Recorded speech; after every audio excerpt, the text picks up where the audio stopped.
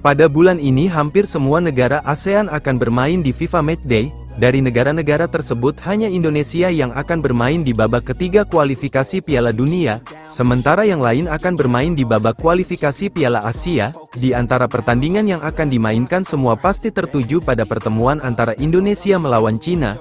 Namun selain itu ada pertandingan lain yang tak kalah menarik saat dua rival Indonesia yakni Malaysia dan Vietnam akan saling bertemu. Sebelum dua tim itu bertemu mereka pastinya telah melakukan berbagai persiapan.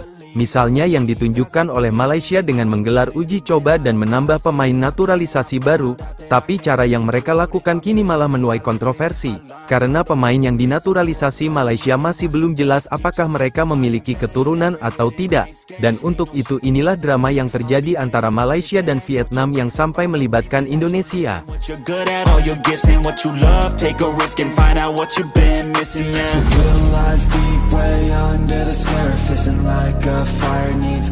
Ya, beberapa waktu yang lalu Ketua PSSI yakni Erick Thohir secara terang-terangan ingin menantang Malaysia di sebuah pertandingan persahabatan. Alasan Erick Thohir melakukan itu adalah karena dirinya menilai kedua tim sudah lama tidak bertemu. Untuk jadwalnya pun harusnya bisa, yakni pada bulan September mendatang. Kebetulan jadwal Indonesia dan Malaysia masih kosong di bulan tersebut, sehingga harusnya bisa dimanfaatkan untuk melakoni pertandingan persahabatan. Situasi yang membuat fans Indonesia mengaku tidak sabar karena mereka penasaran bagaimana jadinya skuad terbaik timnas melawan skuad terbaik Malaysia di sebuah pertandingan.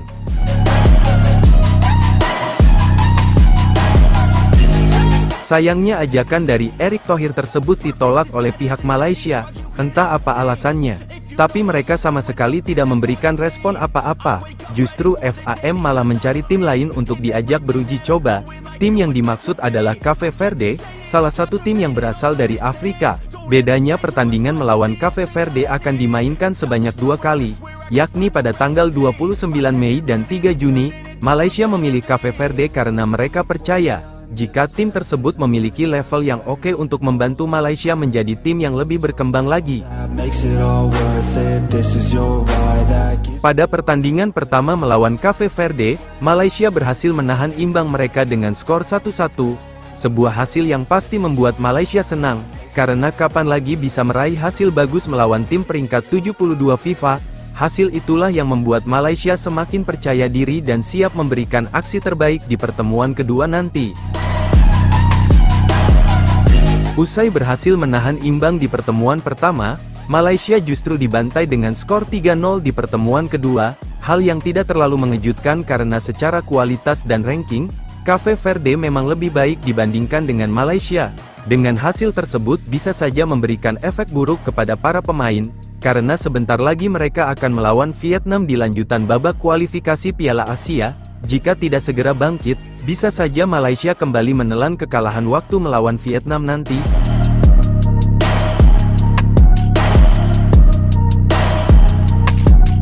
Kekalahan Malaysia atas Cape Verde kini juga ditertawakan oleh fans Indonesia.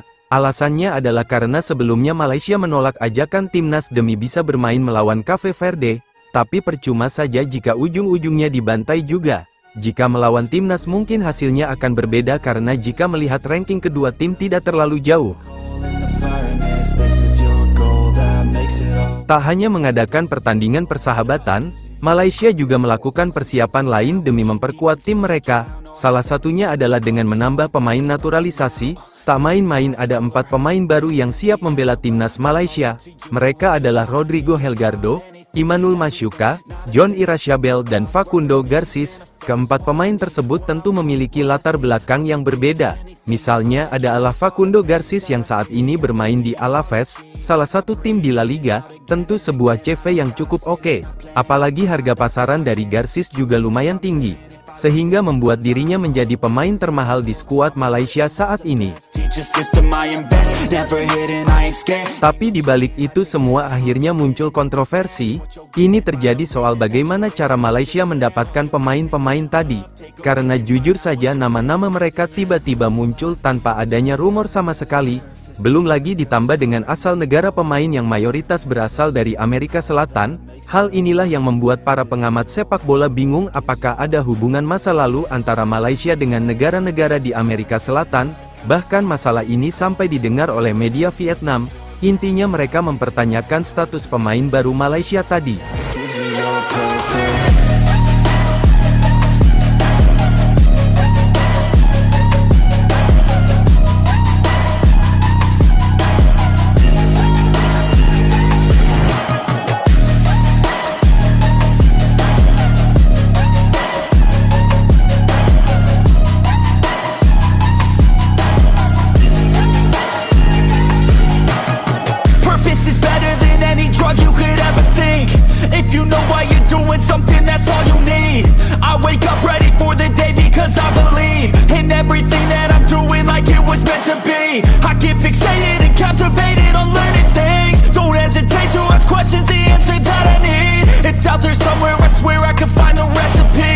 Testing, learning, and turning into a better me. It lies deep way under the surface, and like a fire needs coal in the furnace. This is your goal that makes it all worth it. This is your why that gives you